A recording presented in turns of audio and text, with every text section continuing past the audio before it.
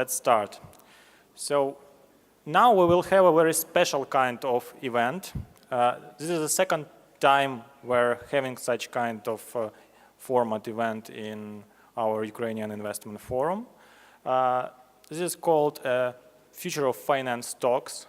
This is a TEDx-style speeches that will be presented by our CFA charter holders, CFA candidates, and just our volunteers who will try to introduce their thoughts on different topics linked to the future of finance, on how they are seeing such kind of future. And we have a very exclusive prize for the winner of this Future of Finance Talks, of this competition.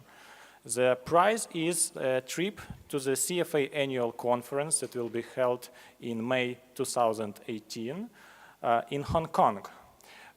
Annual conference of CFA Institute is a high-notch, top-level event in the global community, attended by more than 1,000 of top-level investors, investment bankers, and of course CFA charter holders, where people get together all over the world to discuss the most vital problems of the global economy.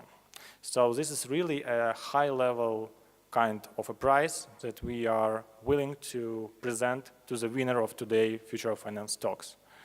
And I'm happy to tell that today we will have 4 participants in our talks. And you, as our highly esteemed audience, will be voting for the winner of these talks. So please listen carefully to what our speakers will be presented. And in the end, after the 4th speech, we will have a voting. We will ask you to cast your vote to find out who will be the winner of the Future of Finance. And now I would like to pass the stage to the first speaker of our competition. It's Konstantin Fastovets, who will present on the topic, the value of emerging markets investment research. Please welcome Konstantin.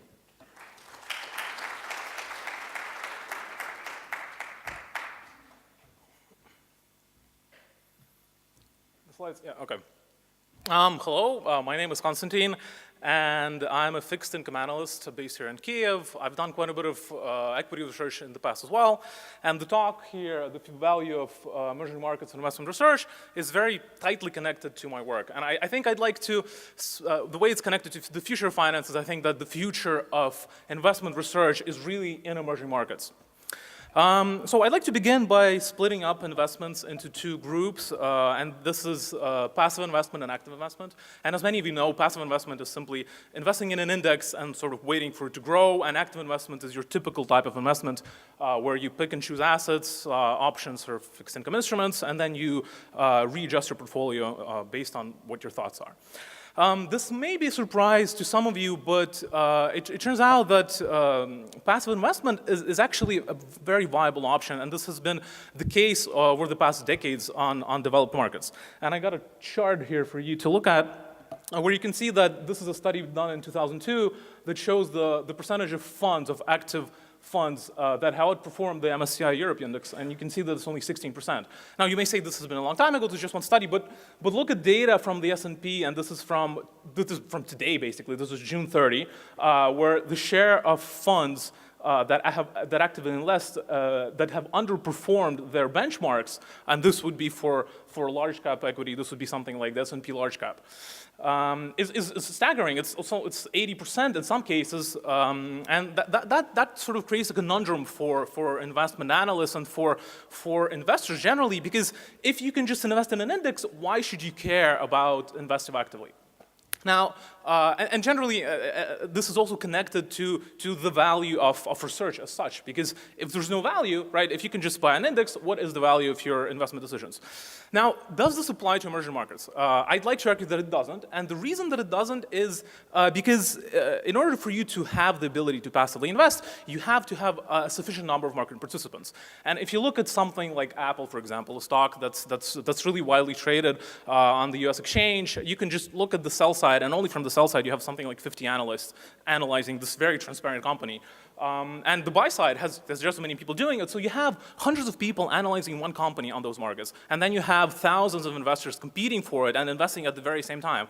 What you have in emerging markets is something completely different, right? If you look at Ukraine, for example, or really any other really emerging market, you can see that there's just a very few people that actually study these things, very few people that invest, and a consensus isn't there simply. So you can't just buy an index, and an index, even if you built an index, the chances that it's going to be mispriced are really, really high. So there you can see that if there's no way to invest passively, that's exactly where investment analysis comes in place and where it can add a lot of value. Another sort of way to look at this, and that I have a chart, a diagram on the right here, is that emerging markets are characterized by really high risk and really high return. So if you assume that investment research can lower or cut down on that risk, you can see there's just simply a lot more room for that risk to be cut down. And in this regard, you can see that if you can cut down even 20% of the risk, for example, right, in both developed markets and emerging markets, the amount of value that you're going to derive from that is simply much higher in emerging economies.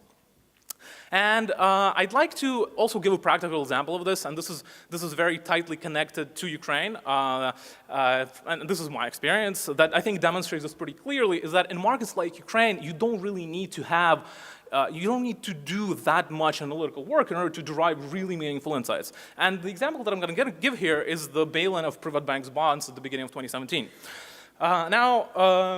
Just very quickly, I'd like to list a few insights that I think could have been very helpful for a lot of investors that invested in these bonds. Now, as you know, these were bailed in. They're currently valued at about 30% of their par value on the market, and a lot of investors were surprised by this. Why did this happen? You know, they thought that the probability of this event was going to be very low, and I think that a very simple analytical process could have led them to avoid this kind of loss. Now, so the three insights that I have here, some pretty simple ones, is that if you look at Privatbank compared to all the top 5 banks in the system, you can see that the share of provisions to gross loans for Privatbank was always very low, right? It's staggeringly low, and this sort of hints at the fact that that the Privatbank had a problem with capital. Now, you could say that it's been audited by the Big Four, so the numbers that they're providing must be correct. And this is insight number 2, that in Ukraine, Big Four audits don't mean the same thing they do in the West. And if you've been in this country long enough, you probably heard from RIA, for example, right, which is also audited by the Big Four, and they pretty much doubled their assets, and they got away with it. So this is insight number 2, and that's sort of your bearing on the ground. And then finally, I think one of the most important insights here, and this is what confused a lot of people, is that they thought, Privatbank it's too big to fail. The government is just going to step in and save it, and investors are going to be, cheerful, happy, and they're going to keep their bonds. But in order to bust this myth, all you had to do was look at the IMF document for Ukraine, and this is the #1 document you should be looking at if you're looking at Ukraine from an external angle. And it said pretty plainly there that the public funds are going to be injected into a bank only after shareholders have been completely diluted, and all non-deposit unsecured creditors are going to be bailed in. So it was there for a very long time, and as you can see, this kind of analysis, just knowing where to look for information, is sufficient for you to have a really meaningful impact on your investment decisions. So I think the future of finance lies in emerging markets, and I think analysts should be paying more attention to this kind of work. Thank you very much.